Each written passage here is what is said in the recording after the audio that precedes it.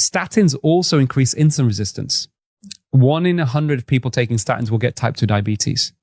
Wow. For years, people have been saying that that's almost the same number as will benefit from statins. Well, exactly. So for years, people have been saying that Alzheimer's is type 3 diabetes, right? So the underlying root cause that is definitely plays a role in the development of dementia and Alzheimer's, cancer, and of course is the main pathophysiological process, if you like, behind heart disease is insulin resistance. Yes, no right? question. And there's no pill that's effectively targeting insulin resistance.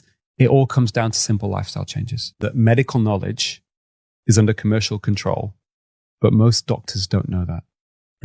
So the drug companies, that's just their primary motive and their legal obligation is to make profit for their shareholders, not to give you the best treatment.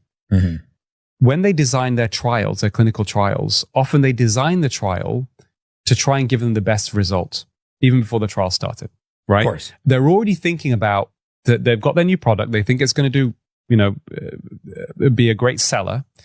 How can we design the trial to get the right people in the trial who are less likely to get side effects and more likely to benefit, right?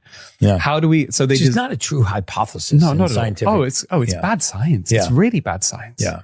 You know, and so that's how the trials are done.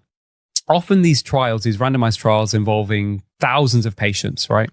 The data that's collected is often tens of thousands of pages long. And the other conflict, the other problem, Gary, we've got is that these regulators now take most of their money from industry. Yeah. So the FDA gets 65% of its funding from industry. This is from a BMJ investigation in 2022. Our FDA gets 65% of its funding from Big Pharma. From Big Pharma, not from the federal government. No, 65 from... Wow. Our regulator in the UK gets 86% of its funding from pharma.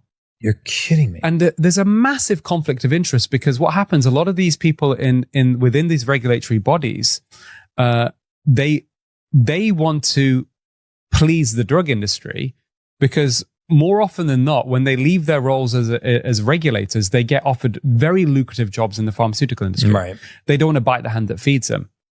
Then what happens is the articles get published in medical journals, and the medical journals themselves, and this is pointed out in the documentary by probably one of the giants of medical journal, editorship is Dr. Fiona Godley, former editor of the BMJ, is that medical journals are businesses and often take millions from Big Pharma, either in advertising, but more commonly for selling reprints back to the drug industry, right?